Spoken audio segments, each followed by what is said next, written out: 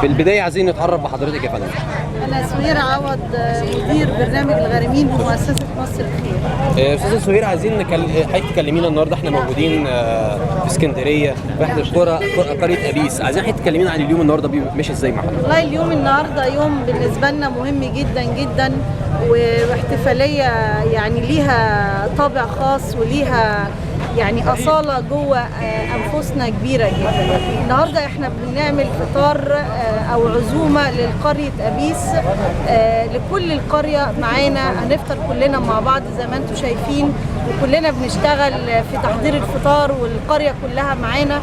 وقرية أبيس بالذات ليها عندنا يعني وضع خاص جدا جدا، لأن دي الأول الحقيقة قرية ابتدينا فيها المصانع بتاعتنا، مصانع السجاد اللي هو بيشتغل فيها الغارمين. والغارمين ده يعني ده مشروع مهم جدا عندنا، وهو الغارم كل من عليه دين ولا يستطيع سداده.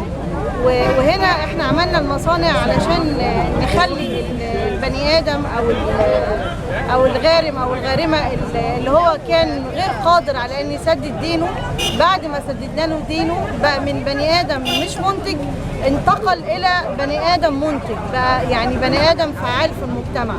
طبعا حضراتكم انتوا شايفين الناس قد ايه عندهم الروح الايجابيه عاليه جدا، عندهم اقبال وبقوا مبتسمين. يعني احنا كنا بنيجي نلاقيهم عاملين كده يعني مرحبين جدا. استاذ سهير، اللي بيحصل هنا في القريه بيحصل كل يوم ولا هو يوم في كل قريه بيبقى لها يوم معين؟ النهارده احنا عندنا في مصر الخير في شهر رمضان بنفطر 30 قريه في 30 محافظه.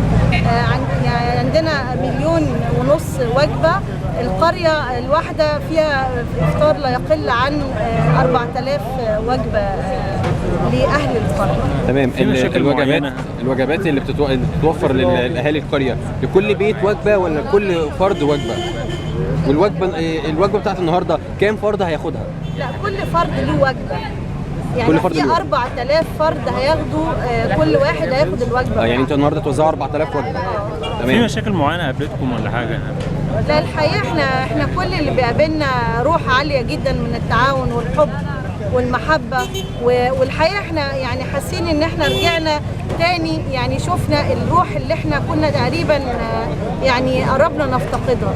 هو حب المصريين لبعض، حبنا لبعض، وازاي بنتآلف وازاي بنجتمع على الخير ونجتمع على عمل الخير كلنا بالتعاون مع بعض، وكل واحد بينزل اللي عنده، وواحد بيساعد، واحد بيشيل، واحد بيجيب. يعني انا زي ما انتم شايفين حضراتكم كده الناس كلها يعني بتبادر بكل الاستعداد لأي حاجه. تمام. واللي بيكنس واللي بيشيل الورق اللي واقع، الكراتين اللي واقعه، واللي بيرتب الترابيزات. في نقطة الناس تحب تفهمها من حضرتك، الوجبات اللي موجودة النهارده دي عايزين نعرف هي انواع يعني نوع الوجبة ايه، فيها كم لحمة ايه ولا فراخ ولا ايه اللي فيها. في نفس الوقت عايزين نعرف هي اتعملت الساعة كام.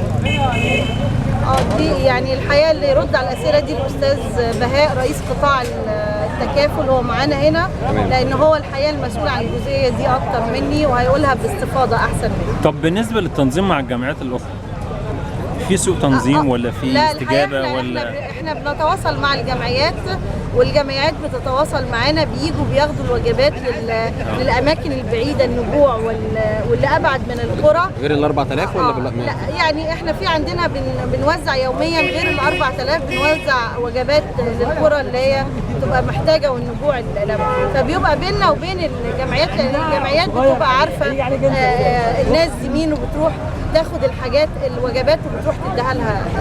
شكرا لحضرتك استاذ سهير، بالتوفيق ان شاء الله.